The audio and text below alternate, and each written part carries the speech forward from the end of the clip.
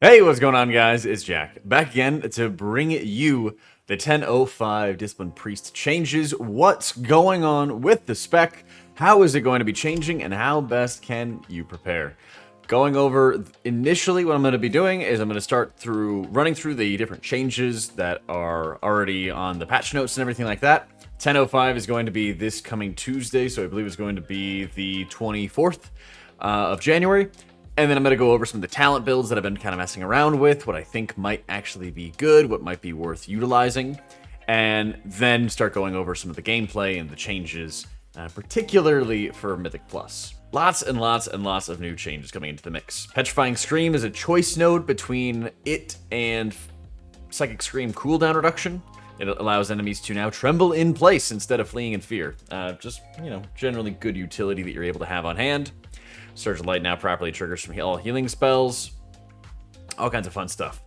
Discipline-specific changes, though. Pain Transformation now causes Pain Sub to heal your target for 25% of their health instead of 12%. But it also competes with Protector of the Frail, which is cooldown reduction for your pain suppression when you use Powered Shield. But now it also grants another charge of pain suppression. It can get an exceedingly good talent point to be able to opt into, whether it's going to be for raids or for Mythic Plus.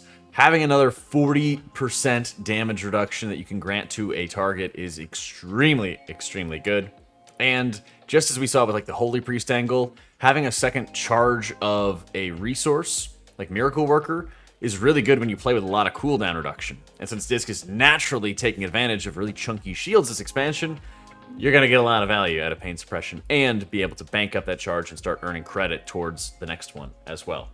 Light's Wrath costs 2% of base mana. I believe it was free beforehand. Solace damage has been reduced by 15%.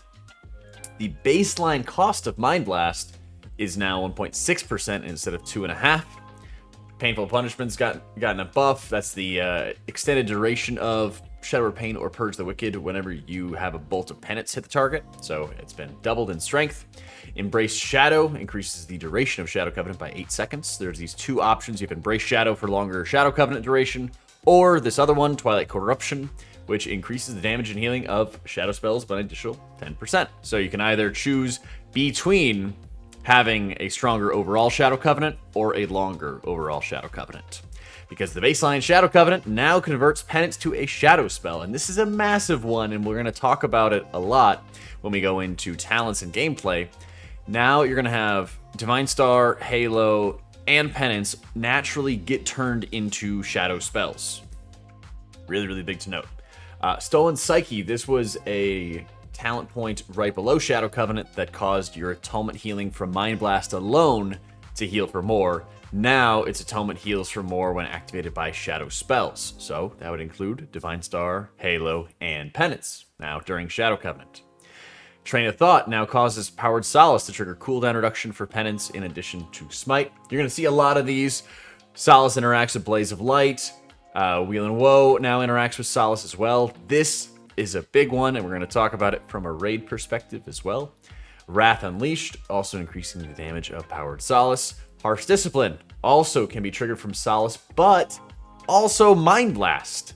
So very, very large amount of different abilities that you're able to proc Harsh Discipline from, which is huge because Mind Blast often was our big damage but massive mana expenditure.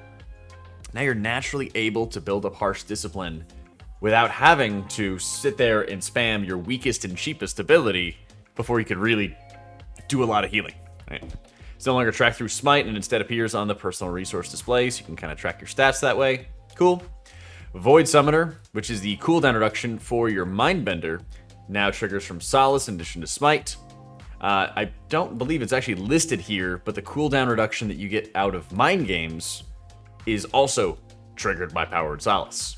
They added some extra rows for Discipline, and they fixed an issue preventing Dark Reprimand from consuming power of the dark side. So Dark Reprimand is Dark Penance. Now it'll consume power of the dark side, and it can be used on friendly allies. So with all of this together, I believe there was one talent that I don't believe they covered, which was making it so you have a second charge of Mind Blast and another cost reduction that you get into the mix with the spec. So all of these together make up a massive shift for the spec to go towards a lot more of the shadowy side of the tree, which if you watched any of the alpha or beta videos, has been kind of like a dead branch to the tree for quite a while. So let's get over talking about some of the talents here now. As we're going to be putting together our setup for our talents, as mentioned prior, Dark Indulgence is one of the talents I did not list in the overview of all the different changes. Mind Blast gains an additional charge and its mana cost is reduced by 40%. Now also keep in mind, Mind Blast had its baseline cost reduced as well. So when you pair both of these effects together, the baseline change and Dark Indulgence, you're having a like 60 or 70% overall mana cost reduction for Mind Blast. I have a 2400 mana cost Mind Blast compared to a 1000 mana Smite. So a little more than 2.5 smites, or about 2.5 smites to get one Mind Blast, which is insane considering it's dealing about double, a little over double the damage, and there's so many different shadow synergies that you're able to provide, like Abyssal Reverie, like we mentioned, where your atonement's just going to heal for more when activated by a shadow spell. You're also increasing the damage of your Mind Blast through things like Expiation, which is a 20% flat damage, and it's triggering the consumption of your Purge the Wicked uptime. So what I have right here on the screen is an overlook onto how this can play in what I view as like a dungeon environment, and I'd probably also switch in some Divine Star. Actually, no, this is more raid environment, excuse me. This is more of a raid environment, but the kind of catch that you have with it is that Mindbender uptime is really, really high, and this can be really beneficial, but the downside of it is also the fact that you may not need all of that uptime when it comes to Mindbender. And so instead, you could start opting more towards getting additional value out of something like Train of Thought, Wheel and Woe, to better be able to suit that overall output that is required. I think I could yoink a point from right here. There we go. Something along these lines. Again, Protection of the Frail, extremely, extremely good to be able to have access to. I think no matter what, you're always going to have access to Power Word Solace.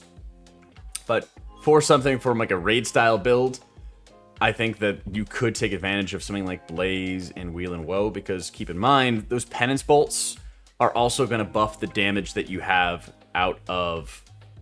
It's also going to buff the damage that you're going to be getting out of Power Word Solace. So you potentially could be using these big Penance Bolts, these really beefy Penance Bolts, to also buff up the damage of Solace. In addition to getting the damage buff by Blaze of Light, you're getting cooldown reduction into Mind Games, a whole heap of resources that are going to be there at your disposal to take advantage of. Light's Wrath, while it does have a mana cost, while it does have a really annoying long windup, is still good output. Train of Thought and the synergies that you're able to have for like the cooldown reduction when you need to, in particular Smite and Solace, reducing the cooldown of Penance, is still quite nice. And the synergies that you're able to put together with Harsh Discipline on top of that are also really strong. I do think that you would be getting away from any sort of Wrath Unleashed or even like Divine Aegis. Divine Aegis is still like decent, especially if you have a Shadow Gem, but it doesn't feel like overwhelmingly powerful, especially when it comes to just raw output. I think it helps when you overheal a lot and then you're just kind of sitting there able to like grab some value out of the absorbs. But otherwise, the overall output, if you're able to just kind of blast the entire time, doesn't feel too strong when you get into those like full HPS races as it comes into on Prog. So I do think there are some legs when it comes to a Mindbender build specifically for boss fights that have a lot of like ticking damage and steady damage, where you kind of go ramp into ramp into ramp. I think Primal Council is pretty good for that. Taros is alright. It's still pretty bursty that you have to deal with, but I think it's kind of difficult in this raid, but it's one of those builds that you should kind of have in the back of your mind for the future if nothing else gets a lot of changes, because there is that potential for really, really steady and constant output to be at your disposal that you could easily take advantage of. Now, when it comes to a 5-man environment, I did make a couple other adjustments. I opted not to go after Bright Pupil or Enduring Luminescence. As much as I liked having some kind of benefit to my Radiances, I don't really cast them on cooldown the way I would want to in a raid, and having an extra second or so of atonement duration is okay, but not that great that I would want to spend the extra talent point, because now it actually feels like your talent points have a lot of weight to them, and that it's a struggle to be able to get all of the possible things that you would want. Do I like Painful Punishment? Absolutely I do, but it's a difficult point to spend when I'd have to choose between Protector of the Frail for an extra pain suppression charge in dungeons. Dark Indulgence is a must with the mana cost reduction, the double Mind Blast charge, allowing you to pool 2 casts of Mind Blast to be able to synergize with Inescapable Torment, to be able to proc more uptime out of your Mindbender. Furthermore, your Void Summoner has cooldown reduction for your Bender based off Smite, Solace, Mind Blast, and Penance casts. So your Mind Blast casts will not only extend the duration of your Mindbender, but also reduce the cooldown of the next one, allowing you to have an extremely high uptime when it comes to your Bender and the resources that you can gain from it. Not to mention, taking Solace now instead of taking Shield Discipline means that you're going to have much greater mana efficiency, which is something the spec has really, really needed for a 5-man environment.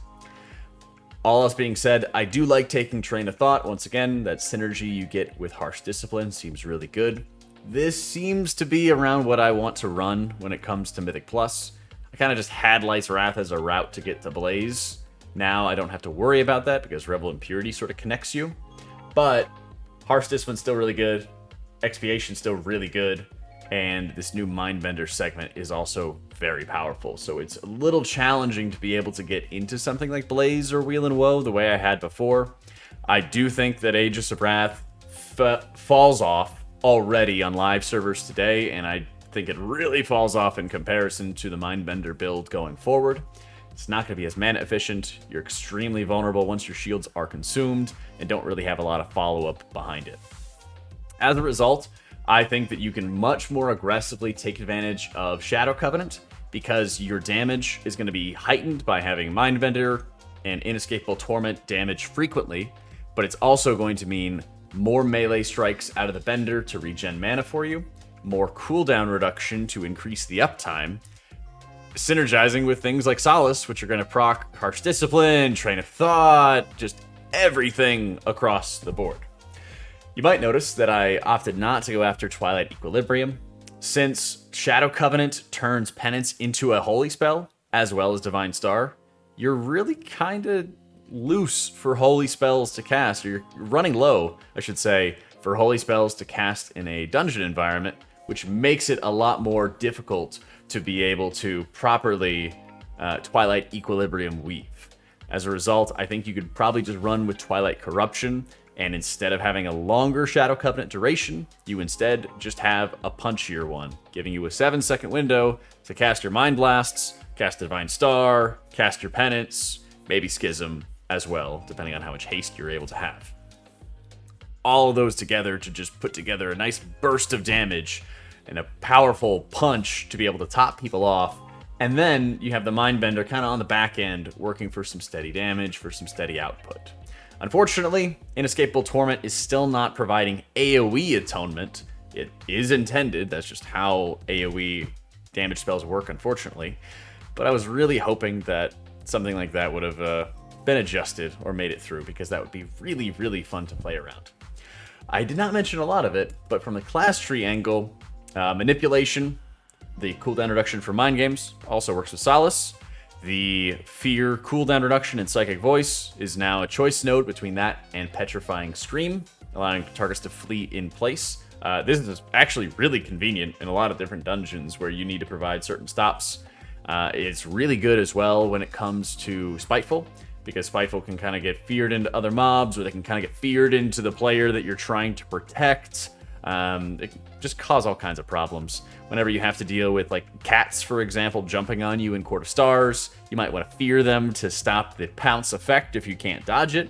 But then they get feared into another mob, and then they pull that mob, and it's a disaster. So, it's a few different circumstances like that that could happen.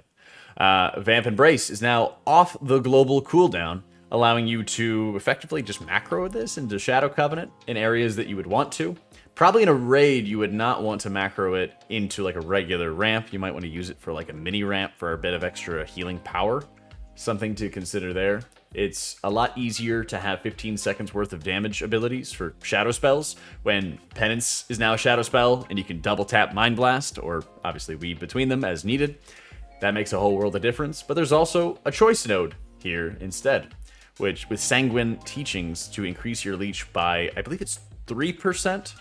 Yes, it's 3% that you get out of Sanguine Teachings, but if you spec into Sand Lane, then it's also going to make it 2% more on top of it. Making Void Shield, thank goodness, a dead talent, because you could either reach Vamp Embrace via Void Tendrils or via Dominant Mind and Mind Control. So you have different options to be able to get there, but this dead point on the branch is finally dead and gone, and we don't have to worry about this garbage just to get to Throes of Pain and Mind Games. When it comes to gameplay, particularly in a dungeon environment, I did want to highlight some of the footage that I had from my stream earlier in the week, going over how effectively your Mindbender uptime could be maximized and how little of downtime that you would also have to deal with or have to really contend with. It was really, really short by comparison. While it's a lot of extra buttons, having Solace in the mix, giving you cooldown reduction for your Mindbender, having Mind Blast with a second charge, and a massive cost reduction. Once again, it's about a third of the cost that it is on live servers if you take into account the new talent option, and if you're taking into account the baseline mana nerf that you're having on hand. It really heavily allows you to consistently be regenning mana, but there's also a lot of maintenance that still is going to be required as you're going through and healing in a dungeon. There's going to be more casts than ever out of Mind Blast because it's efficient to cast, it's so much cheaper to use, and it's so much more powerful now that your overall mana economy has been heightened. This is going to mean that it's extremely important to be maintaining your Purge the Wicked dots onto a variety of targets so that you're able to maintain those mana reserves. If you're applying a Purge the Wicked to the target, you're going to be able to almost instantly consume the entirety of a Purge the Wicked because you're getting 6 seconds of consumption out of Mind Blast per cast, by the way. 6 seconds of consumption out of the Mind Blast per cast, as well as having 2 casts of it and a Shadow Word Death that you might just want to weave in even if you're not in execute range.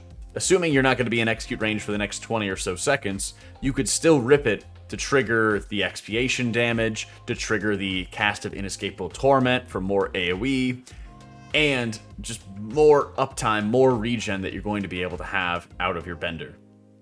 It looks like right now, even when I was having moments where I was just constantly using all of my Radiance charges and constantly dealing damage, the spec's mana economy is shifting much further back towards Atonement being expensive to apply and being really expensive to utilize. But your damage is not, thankfully. One of the things I was doing, if you check through the VOD, is if you are properly spell queuing Purge the Wicked, so if you are casting a Mind Blast and then you're mashing the Purge the Wicked button afterwards, it will properly spell queue. And so if you, for example, don't have Purge the Wicked on the target, it will cast the Mind Blast and then apply the Purge the Wicked, and then the Mind Blast will consume part of that Purge the Wicked damage and trigger expiation healing. It's a neat little trick to be able to take advantage of, and I can really see it playing out a lot when it comes to the next season or the next patch, really, in 10.05, because you're going to consume so many Purge the Wicked dot up times that it's going to be really easy to be casting that Mind Blast and recognize, crap, I don't actually have Purge on the target. I need to be able to apply it. So always something to kind of keep in mind. It is really difficult with only 7 seconds of uptime to be able to get all of the damage in that you'd like. You've got Schism, 2 casts of Mind Blast, 7 stack of Penance to be able to apply into the targets, as well as Divine Star and Shadow Word Death that you'd like to be able to have all wrapped up in the same window. And so it's very important to be able to quickly weave through those abilities and have a good idea of what you're going to apply. But also, be mindful of the other passives you have on hand. It used to be that you need to cast all of these smites all of the time just to be able to get your Harsh Discipline ready. But now, you're going to be able to do so. You're going to be able to get your Harsh Discipline ready from just Mind Blast casts all the time. And so this is going to have really powerful ramifications for the spec, because you don't have to worry about prepping before every single little damage buff is going out. You're going to need to make sure you're tracking that Harsh Discipline and maybe adjusting some of your casts here and there to be mindful of that. But otherwise, the spec is going to be in much better shape from a gameplay perspective, and I'm hoping it's going to be in a much better position from a healing perspective. All in all, I had about 10 to 15 seconds of downtime at my best when I was using Mindbender and using the entire build as aggressively as I possibly could. I'd estimate there'd be like 17 to 20 seconds of downtime for your Mindbender, which is about more than having the cooldown of the spell, thanks to all the cooldown reduction you have on hand with it. But it is a lot of button bloat on hand. It's a lot to juggle between, but I'm hoping that it's going to be paying off for the spec. In my opinion, I think Disc really still needs like a 5% atonement buff or 5% overall healing buff or something like that. I do still think it's going to be getting a bit behind, but the uptime that you're getting out of Bender feels really fun, feels really interactive, and I'm excited to be playing it. So once 10.05 rolls around, you can expect a lot of Disc streams, a lot of gameplay to be able to test all of the different things in an actual dungeon environment. Unfortunately, kind of tough to be able to find people that want to do PTR dungeons when there's only a couple different classes that actually got changes. So keep an eye out for that going forward. Overall, let me know what you guys think about some of the Disc changes. Any questions or anything else I can cover in future videos, be sure to let me know down in the description below. Thank you so much for watching. Hope you all enjoyed it, and I'll catch you all next time.